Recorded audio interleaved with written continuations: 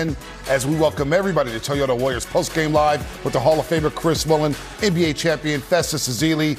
I am Bonte Hill. The Suns began the game on a 13-2 run. Actually, the Warriors scored the first bucket. You go on a 13-0 run, and they really controlled the pace. The turnovers did the Warriors in, the theme of the season, and they just could not get over that hump in the second half. Yeah, Bonte, game of runs. All right, the first half of the first quarter actually belonged to the Phoenix Suns. I thought they came out and hit first. Second quarter belonged to the Warriors. They came back from an 18-point deficit in the first quarter.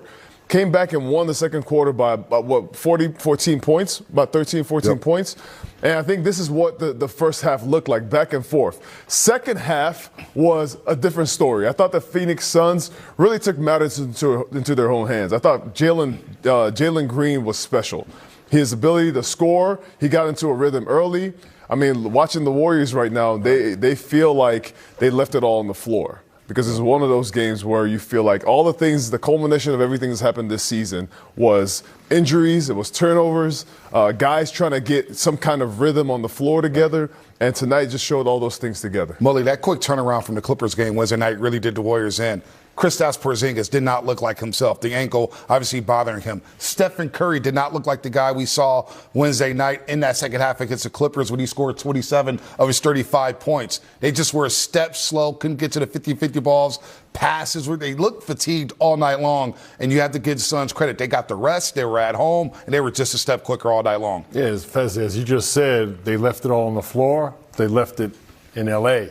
in that game. It took a lot out of them. There was it was a championship type of win for the Warriors against the Clippers. But I said pregame, my biggest thing was how they're going to recover between games.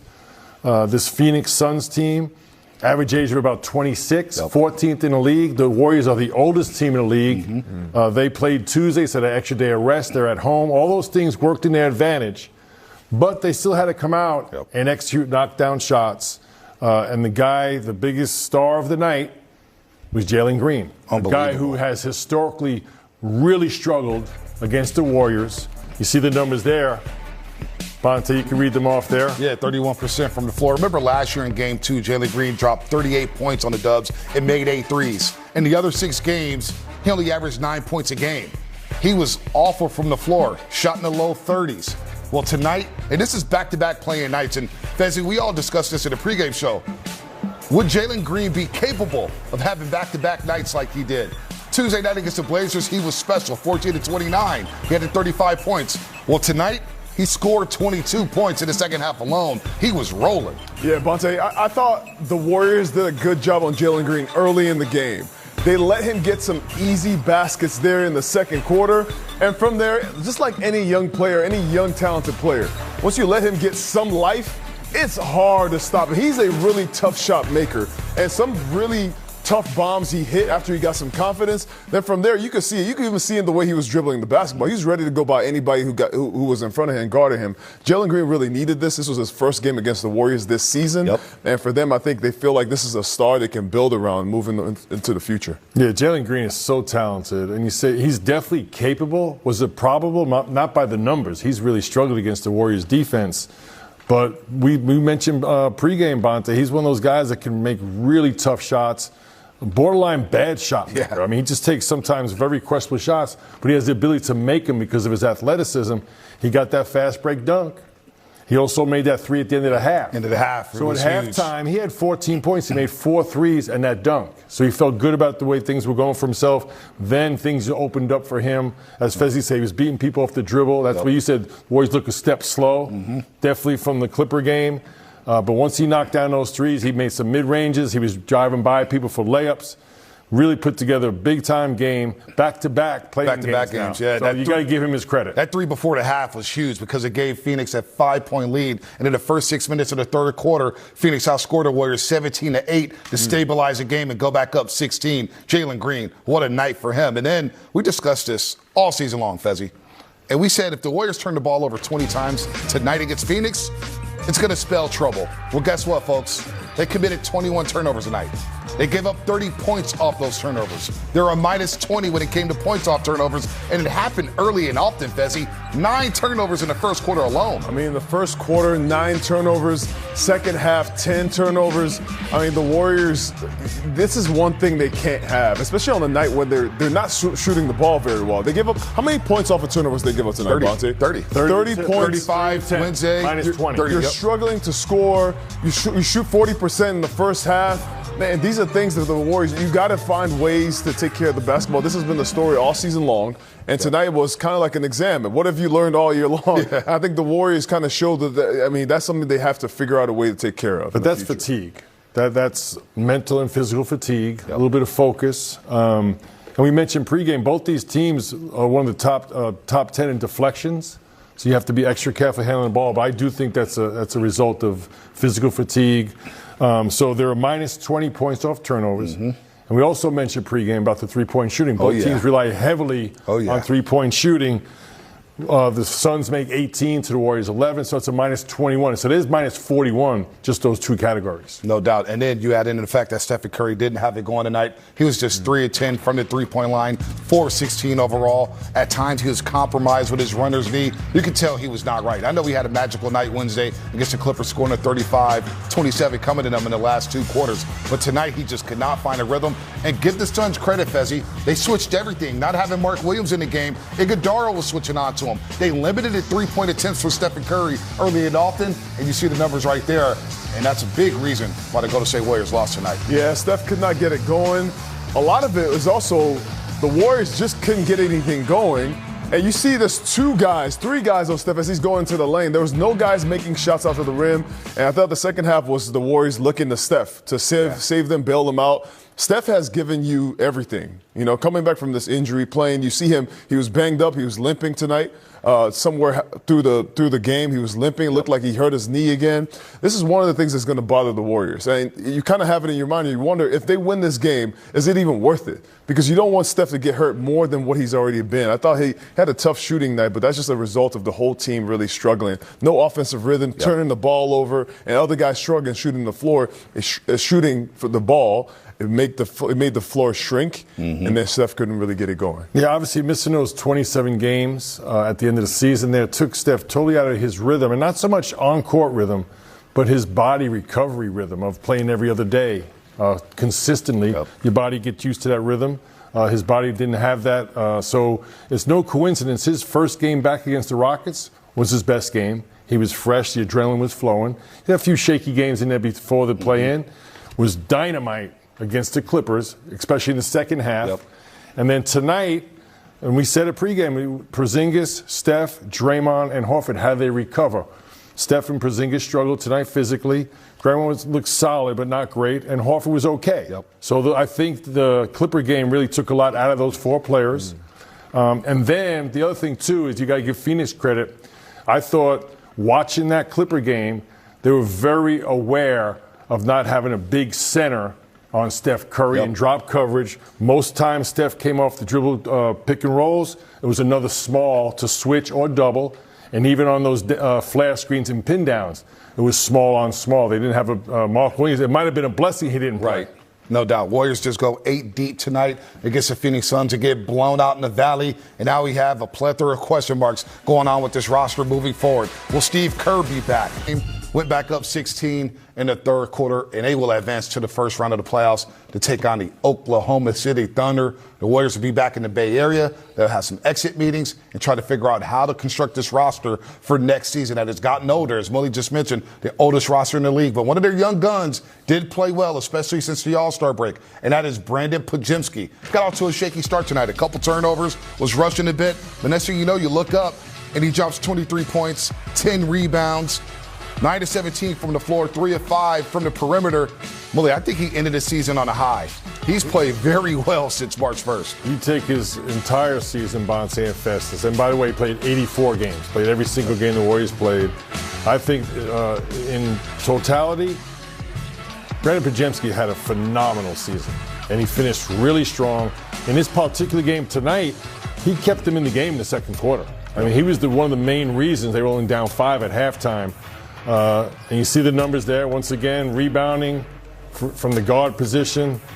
I feel like he had a really impressive season with all the different things that went on around him, injuries, and I just thought he really showed a lot of promise and improvement all season long, Fezzi. Yeah, I think Brandin Podziemski he is the most improved player for the Warriors this year. And as a young player coming into the season, he had the sophomore slump, I feel like, last year. He had some injuries, was trying to deal with them, and he came into the season, improved his health. First of all, he played 84 games, like you said, played every game this season. That's one. But two, his game, you just saw him improve every game. You saw him improve through the whole year. Guys were out. It didn't matter. He continued to improve his ability to score, facilitate. He was asked to play the point guard. He was asked to play the two guard. And the difference between both is one is a scoring guard and the other is a facilitator, creating shots for his teammates. He got better there. Became a better rebounding guard. Had 10 rebounds today. You saw him rebounding all season long. One of the top rebounders when Steph, Jimmy, and Draymond were out, or Steph, Jimmy, and Kristaps were out. So I've seen him improve all year long. And for him, I think he can walk away from this season and say he gave it all he got. Yep, just 2 turnovers after those first 2 in the first few minutes of this basketball game. But everybody is curious about what Steve Kerr has to say about this season and this loss tonight. Well, let's hear from the longtime head coach of the Golden State Warriors, presented by BMW. Before I take any questions, I just want to say congrats to Phoenix Suns. They have had a great year. Jordan Odd has done a phenomenal job as a young coach who took over a really difficult situation. And, man, those guys competed all year long, and they've earned this, and they earned it tonight. A lot of guys played really, really well. They played hard, just like they did all season. And so congrats to them. And I just want to say thanks to my team, to our guys. This was as tough a season as you can have with the injuries, with all kinds of adversity. And they battled. They battled the entire season. They kept going the other night just to, continue the season, to show that kind of fight. And then tonight we just didn't have it, but the competitive desire was there. And I'm proud of the group for finishing the season the right way by continuing to fight and trying to win every game. Steph had a really tough shooting night. Other guys definitely didn't seem like they were at maybe full energy. I know you don't want to use an excuse, but do you just think maybe the tank was emptied after Wednesday? Maybe the legs just weren't there enough for this game? Well, it's you really have to give the credit to Phoenix. I mean, they punched us early, 33-15 in the first quarter, and aggressive defense, forcing a lot of turnovers. And so we didn't have it, but that had more to do with Phoenix and their effort than anything else. Steve, towards the end of the game, you and Draymond and Steph kind of did a group hug. What was that moment like, and what message was shared in that huddle? None of your business. All right. Your future is about to become a major topic. How do you, what's kind of your plan in the next? My plan is to take a little time and, I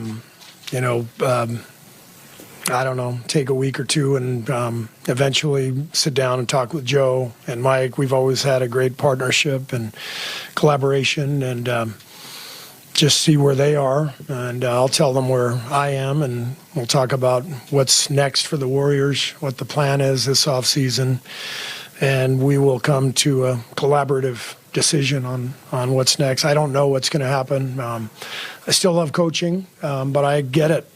These jobs all have an expiration date. There's a run that happens, and when the run ends, sometimes it's time for new blood and new ideas and all that. And if that's the case, then I will be just nothing but grateful for the most amazing opportunity any person could have to coach this franchise in front of our fans in the Bay, and to coach Steph Curry, to coach Dre, the whole group. So it may still go on. It may not. I don't know at this point. But we all need to step away a little bit and then reconvene. Obviously, the big topic for the Golden State Warriors, we'll touch on that in just a second, whether or not Steve Kerr will return to this roster. But you see what's happened, the peaks and valleys over the last several seasons for the Golden State Warriors. They win the championship in 2021-22, and it's been downhill since then. The next season, they lose to the Lakers in 6. course, the play-in game. Clay's last game as a member of the Golden State Warriors. They get blown out in Sacramento. Last year, they felt like they had a shot. 13 minutes into the game against Minnesota to begin that series, Steph Curry was rolling. He strains his hamstring. The Warriors win that game, but then they lose 4 straight as they failed to get it to a game 6 to hopefully get Stephen Curry back for that series. And then this season, Fezzi, 43 different starting lineups. Injuries. You had the Jonathan Kuminga saga. You get the big trade for Kristaps Porzingis. He misses several games. Al Horford misses several games. You couldn't play guys on back-to-backs. It's just a lot to handle for a coach here. So what Steve Kerr just said as he concluded his 12th season with Stephen Curry and Draymond Green, he's going to take some time to figure out what to do next. And that'd be the $1 million question here with the Golden State Warriors moving forward. Let's just pause for a second because I have to reflect on my experience with Steve Kerr. Man, I remember Steve Kerr coming to coach this team. This is after Mark Jackson's tenure. And his first season, he comes in, and everybody keeps telling me before he comes to coach this team, man, Steve Kerr's such a nice guy. Comes in, great dude, great person, an incredible coach. First year was Green, was trying to get the team to run this new offense, moving the basketball, and we're trying to understand what that means because we're used to just giving Steph the ball and having him save the day. But that made the offense even more better. It made him better, made the Warriors team lethal, more lethal than what it already was. Took this team to a championship in his first year, and since then has won 4 championships. Incredible career so far with the Warriors. I'm not saying it's over, but saying like we have to reflect on what he's done. 2021, 2022, nobody could have predicted before that season that team would win a championship. They came off and they won that championship. Incredible year. And since then, I think the Warriors have been trying to figure out ways to keep that thing going. Had a couple mishaps here and there and took them out of that trajectory. But now, the past couple of years, this year especially, but the last couple of years, it's been injury-based. Yep. Last year, injuries in the playoffs took them away from that series. They had momentum going against Minnesota in the second round. And then this year, injuries most of the season, losing your best players, Jimmy Butler, Moses Moody, and now Steph Curry. So the Warriors are trying to figure out how they can retool. So with the coaching, you need stability from the coaching perspective, so they got to figure out for the future, but also from the player perspective especially. They got to get pieces around Steph Curry, people who can be there on the floor, and they can have a full season and see what they have. Yeah, so Steve, he just finished his 12th season as head coach, went to the NBA Finals 6 times, hung 4 banners.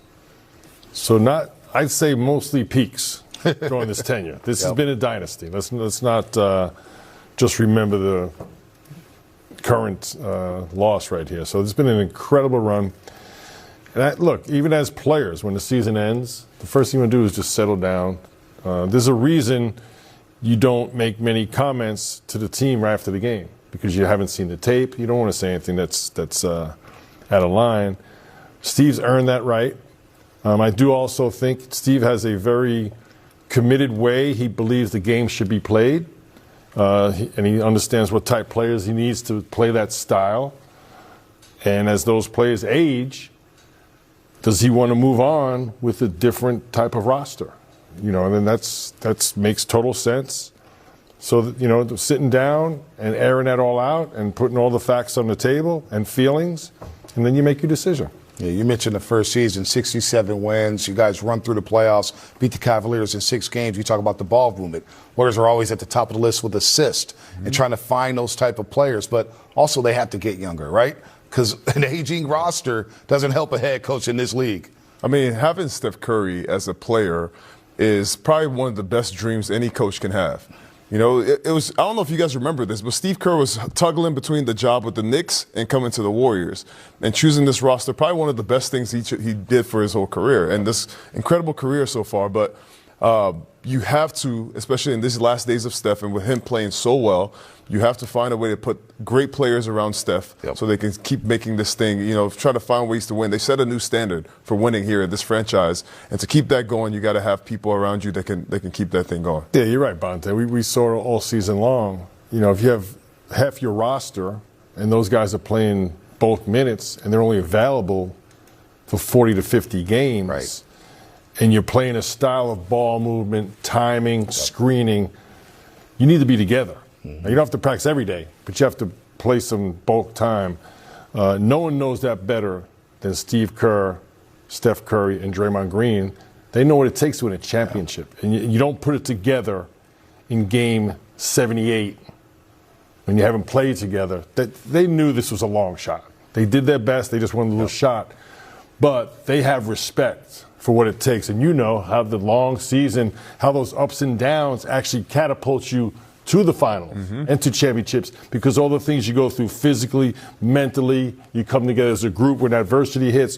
When you skip those steps, it's not really the journey to a championship. I agree. Everything you said is correct. No doubt about that. We saw Steph Curry, Draymond Green, and Steve Kerr hugging it out there with about 30 seconds left in the game as they concluded their 12th season together. And it's time to play smart. Presented by Xfinity. Looking at the Warriors lottery odds. That's right. They'll be back in the lottery. And they have a 9.5-point chance. 9.4% chance, to get a top 4 pick there. See the top 4 odds. See the teams on the left-hand side, the Wizards, Pacers, Nets. But there is a chance the Warriors could sneak into the top 4 of this loaded 2026 NBA, who will be eligible for a rookie extension. That will be on the horizon for the Golden State Warriors. And he's coming off a fantastic season. The third-year pro, 23 points, 10 rebounds, a double-double. But for whatever reason, he gets a bad rap. However, this offseason, it starts with Draymond Green. What does he do with this player option? He can opt in for $27 million. Recently, Mullin, he mentioned that, hey, I can opt out, maybe do a 2-year deal with this team. It's going to be very interesting to see what happens with Draymond Green. Because remember, at the deadline, no matter what anybody says, he was floated in trade rumors. Obviously, the Warriors were going hunting for Giannis Antetokounmpo. There's a late push for Kawhi Leonard. If Draymond Green's name was involved in it, it's going to be interesting to see what happens with Day-Day this offseason. Yeah, you saw that long list of players and their contract statuses. To me, it's not really initially individual decisions. Like you said, Bonte, if you're going to go out in the free agent market and pursue a star player like a Giannis or any other players that will be available, then all players are on the board to make that work. So it's, Mike Dunleavy's got his work cut out for him, because first you got to figure out what's legitimately what's available to you, and then you go back to your existing players, because the players that you have on the contract or restricted, you can deal with them, right, individually. But if you're going to get a Giannis, that's going to take multiple players to make that deal happen, and picks. So this all will unfold. But I think the main thing, what you said, Bonte, is they have to get younger. I think that's apparent. It's obvious. Because tonight you saw multiple players struggling physically, and a lot of them didn't play a lot of games. Right. So you're not talking about guys that logged 80 games to get here. You're talking about guys who played in the 30s and 40s and still struggled. So there's got to be support around those older players to make this thing work, to get to this point fresh and healthy. Fezzi, I was going to ask you, how would you assess Draymond Green's season? Midway through, struggled with the turnovers. I thought he turned it on when he had that week when he had to defend Kawhi, Kevin Durant, Shai Gilgeous-Alexander. Obviously, he's making a push for another all-defensive team. But how would you summarize his season, his 14th with the Dubs? I mean, Draymond did a great job this year. He has made a Hall of Fame career doing all the little things. Little things, defense, rebounding, being a quarterback, being a veteran on this team. There's so many different things that Draymond brings to a winning organization that I've seen him develop through his career. This season was tough because he missed Steph Curry on the floor. He's developed an offensive game that is very complementary to what Steph does on the floor. So when you take Steph out the game, he had to find his own offensive voice, had to find his own game in that way. And I thought Draymond became more aggressive. He was shooting the basketball from the three-point line, and all those things that he got to use, and we saw it here in the play-in. Now he has to continue to bring that to the table. I thought he did a great job of bringing some life to the young guys on the floor. They needed that veteran leadership. Brandin Podziemski needed that. I thought Guy Santos needed that. And I think having a veteran on the floor really helped Draymond. Now they got to make some tough decisions if they're going to keep this core together or if they're going to try to break it apart. But I think Joe Lacob and everybody, they have the ownership here has done a great job of trying to keep this thing going.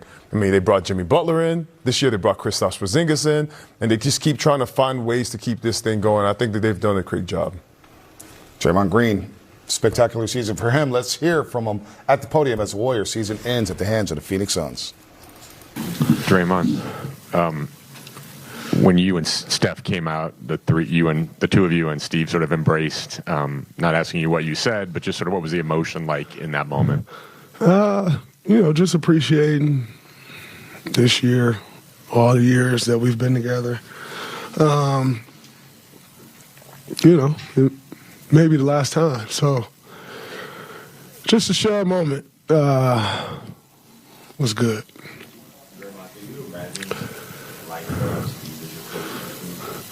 No, I couldn't. Oh, man, that beer got me.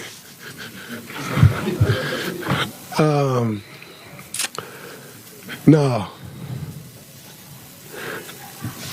I think one of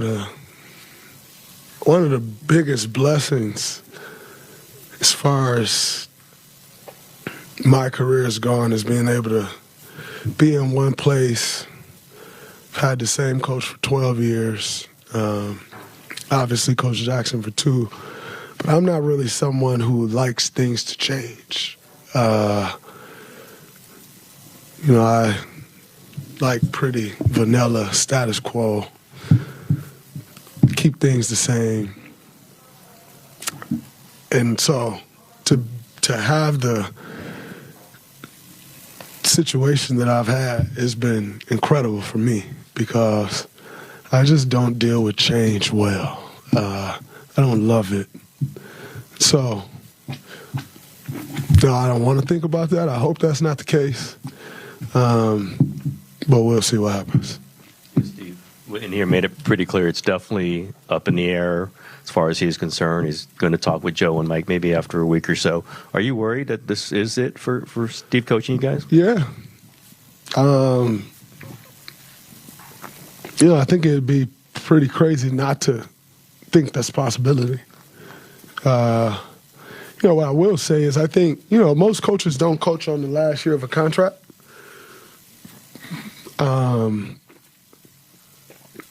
I think Steve coaching on the last year of a contract is also just his comfort level and who he is and what he is and what he has to offer.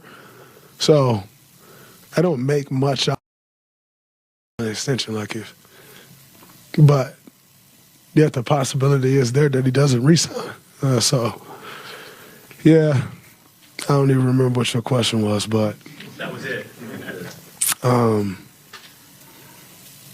Yeah, I hope not. Steve. The other Warriors post-game live, and of course Steve Kerr's been here for a long time, since May of 2014. Helped lead the Warriors. Festus Ezeli was on that team when they won 67 games, and the Warriors' first NBA championship since 1975. Only Eric Spoelstra has coached longer with this team than Steve Kerr, as we present our final closing argument presented by Walk Up Law. You need a champion. Tonight's question is simple, and I'll start with you, Fezzy Fell. Does Steve Kerr return to coach for another season with the Golden State Warriors, which would make it year 15? The answer to that question lies with number 30. If Steph says yes, I need Steve Kerr back here next year, that's going to happen. But here's the thing. I think it also relies on Steve Kerr. If he wants to coach. It's been a heck of a year, heck of a career. And, Steve has gone through a lot, health-wise as well. So there's a lot of factors riding on this. Obviously, Warriors are trying to figure out what they're going to do with their future. But I think, personally, in my mind, what I feel for Steve, I think Steve is going to come back and give it one more shot. Well, Dalton Johnson's there at the podium, and you're here from Stephen Curry on Dub Talk Live tonight. Steph on Steve Kerr's future. Steph said, I want Coach to be happy.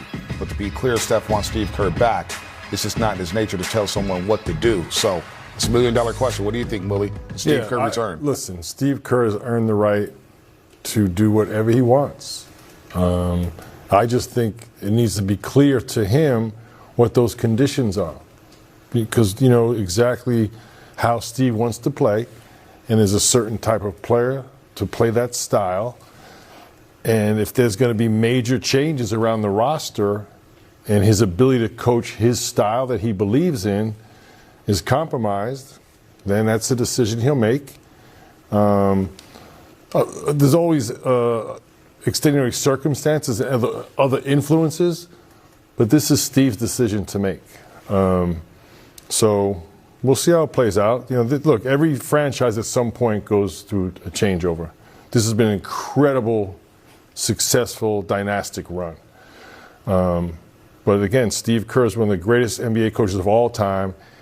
He's earned the right to look at the landscape and then make his decision. He'll make that decision in a couple of weeks as he gets together with Mike Dunleavy and, of course, the owner of the team, Joe Lacob, as we thank Dub Nation once again for another fantastic season. Everybody at the Gatehouse who supported this show. Thank you to our staff, Saki, Tedla. Who else we got back there? We got Vince, we got Danny Dines, we got Flo, we got the whole staff. Erica on the gym all season long. Monica, KB, Zena, Monty, DJ, the whole staff. We're going to miss you guys. Knock off the Warriors from the play-in, season over. Hey everybody, thanks for joining us for Dubs Talk Live, brought to you by Mancini Sleep World with our Warriors insider, Monty Poole. I'm Kareth Burke. It just feels bittersweet. We saw such an amazing win over the Clippers on Wednesday, but did that impact how the Warriors flowed into this one on Friday? Looking a little tired, looking a little hobbled. Yeah, I think it did, because that fourth quarter had to take so much out of them. That 43-point. Yes. Yeah. I mean, that's the best quarter they've played in I don't know how long. Mm-hmm. And that's where it took to win that game. And then you got to go travel to another city and get ready for another game without a practice. Got to rest. And this is kind of what happens. That first quarter was a mess. Yeah. And I think if you're the Warriors, you'll always have what you had Wednesday night. But I think tonight, yeah, that's a little bittersweet for them, but it's also emotional. Mm-hmm. It's emotional for a number of reasons, but I think they know they took it as far as they could with the roster they have right now, the way the season has gone. This game featured turnovers, which we saw a lot of. Yeah. This game featured, guys limping around, which we saw a lot of in the season. So it ended the way it probably would make sense to most people who watch the rest of the season. The lingering image I'm going to have from this game is Steve Kerr calling over Draymond Green and calling over Steph Curry and embracing the two of them. Yes. So, and I'm sure if you're watching at this point, the post-game show, maybe you're hoping to hear from Steph Curry. That's who I want to hear from too. Yeah. Take Steve's lead. We haven't had any of these conversations, so we all have to kind of assess where we're at, and I'm sure decisions either way will be made, but just the idea of just looking at how we try to make something out of this year is the focus for me, and we'll get to the rest of what the future looks like, but we had a lot of good moments in the locker room, just appreciating the fight and the battle that we had and the ability to try to extend our season. Didn't go the way we wanted to. We'll get to the other stuff later. No, but knowing that it is his choice, how much of a preference would you for him there? I want Coach to be happy. I want him to be excited about the job. I want him to believe, he's the right guy for the job. I want him to, have an opportunity to, again, enjoy what he does. So whatever that means for him, everybody's plan is their own, and I'm not going to try to tell anybody what to do. He knows how I feel about him. That shouldn't even need to be said, but however it goes, you're excited about, or not excited, you're thankful for what we've been able to accomplish over this run. Thankful for an opportunity, hopefully, to put it together, do something again next year. And again, I just want Coach to be able to look at the situation as a whole and feel like he's the right guy. We asked Steve about that last moment with you, Draymond, and him on the sideline, and he said, "This could be the last time." Did that hit you then? Like the last time you three are together in a competitive moment? I mean, I was kind of fighting it, to be honest. You always have. We've lost games. You've ended your season a lot of different ways, and you've had those moments on the sideline where you go up and down, and thank everybody for what they've poured into the year. But for it to start with that conversation in that moment, it was definitely weird. Because we had spent the last, all season, but really these last 2 weeks trying to hone in on just the moment right now that we had to extend our season. And then all of a sudden you look up and time's run out. And I do appreciate the fact that he took that moment, because regardless, like, we're human beings and we have to be able to acknowledge each other in that moment. But I don't know if that's a signal of anything. It's just we wanted to appreciate what we've all poured into this journey. Given what you guys have been able to accomplish, how are you going to remember the season, given all the ups and downs and everything that happened? It was a roller coaster ride, to say the least. The way we came in with the locker room that we had our sights set on realistically trying to chase, home court advantage, knowing where we were last year after the trade deadline with Jimmy, and then, he goes down, Mo goes down, I miss 20 whatever games, and you see, like, just momentum slipping away, but there was still this underlying, like, belief that when it comes to the Warriors, you're always talking about championships. That's what we've established as a goal. But when we had to reshape that, it's like, okay, can we just make something out of this year to get a playoff experience and a playoff berth? And that felt like the right goal, and why I forced, my way to try to get back, and for us to, have that moment we did in LA, the highs of that and the lows of tonight. It's just what basketball is, what sports is about. You never know what's going to happen, but you give it everything you have. And for us to have had these last 3-4 days and the whole play-in situation, I'm proud of the way we finished it, because it could have been very sleepy, like not come back and we get blown out in the first game and everybody kind of just goes into the summer with no real direction. It was a fun ride these last 4 days. How would you categorize kind of the state of the knee issue you're dealing with, and do you think do you need anything done this summer, or? It's mostly rest. I mean, there are some things I can do to prepare myself for next year, which I'll stay on top of. And they say a lot of golf helps my knee. I heard that was part of the research I did. It was pretty incredible. So hopefully we can do that, and then we come back next year. And I think big picture, I don't think there's anything. You have to be mindful of what it showed, how it showed itself this year, knowing there was a clear, like, how I prepared pre-injury and post-injury. So the things I've been doing recently, I'll continue to do when it comes to rehab and maintenance and all that. But it is kind of touch and go, just knowing hopefully rest will get me right, go into training camp feeling good, and be able to manage it early in the year and kind of see where I'm at. That's kind of the idea. But I don't feel like there's going to be any real long-term symptoms or anything. Still seeing multiple years and beyond left you for. Multiple, for sure. That's more than one. Yes, that's perfect. Would you be interested in an extension? For sure. But none of those conversations have happened, so it'll be a busy summer for the Warriors. Steph, to follow up on what you were saying earlier, the goal obviously here has always been the title. And you guys were consistent from the start of the year that if everybody was healthy, you felt like you could take some swings and get there. As you see what happened this year, you know the uncertainty about the summer, do you walk into next year feeling like if you get everybody back healthy with the group that you do have, that you can still at least push for that level? Yeah, but I think we can approach it differently in the way that we build the year, because we started the year with that as an aspiration.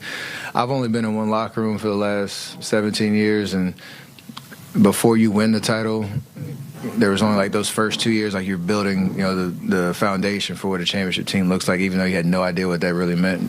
Then you accomplish it, and then everything else is based off of that. And it's been that way since 2015. So I think we can reshape the narrative, like knowing the back of our mind, like that is the ultimate goal, but we have to get back to the basics of what makes a good basketball team, a competitive basketball team every single night. Understand realize how hard it is to win in this league, but can we rethink, how we do things with the foundation that we've established? We don't have to keep, saying championship every day, even though, we've experienced that. Can we just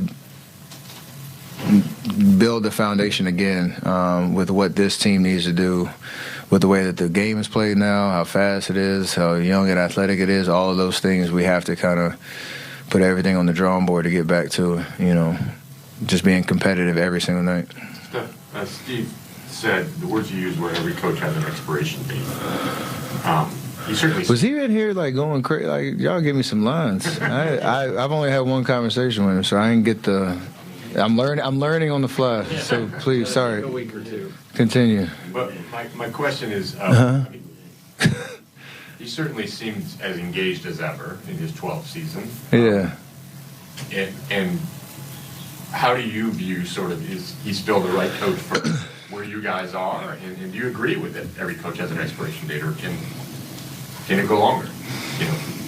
I think everything we've done is unprecedented, and there's only a few examples you can kind of look to in the history of basketball, especially in the modern era where when we started this thing, again, the way the game is played has changed from 2013, 14 when we were kind of ascending to, or 14, 15 when Coach got here, where we were ascending to how it's played now, roster construction, like all of those things. You have to adapt and evolve for sure. I think Coach is fully capable of doing that and thinking, outside the box as we go. But to his point, and your spirit has to be in it, your mind has to be in it, your coaching staff, like every dynamic has to be on that journey with you. So only he can answer that. And it sounds like he's put a lot of thought into it, but we'll have those conversations where I get to kind of understand where his mindset is, because it's not like he was going to open up to me on that front over the last, or at any point during the season, because we still had a job to do. Steph Curry said so many interesting things in there. I want to listen to it 2 or 3 more times. Just on my notes regarding an extension, he says for sure that is something he would like to discuss. But then I noticed a tone shift, Monty. This is what I looked at you. Remember at the start of the season, Steph was saying, I want to play for a 5th championship. Here, on the last day of the season, he's more talking about building the foundation to be competitive every year. Has a reality sort of set in? It makes me think back to what Steve Kerr in December about a fading dynasty. And he took a lot of heat for that. But he was not telling a lie. But he said, the context of Steve Kerr saying that was, we don't look like the team we were in 2017. Right. Who would, nearly 10 years later? That's what it was, an acknowledgement that things are changing for this team. And I feel like I'm hearing an acknowledgement from Steph about the same. Well, he knows that he saw the team for 27 games when he couldn't play. And he saw what the future looks like without him. Yeah. And he saw that it wasn't very good.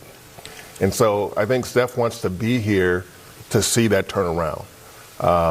That's why this offseason is so important for this team.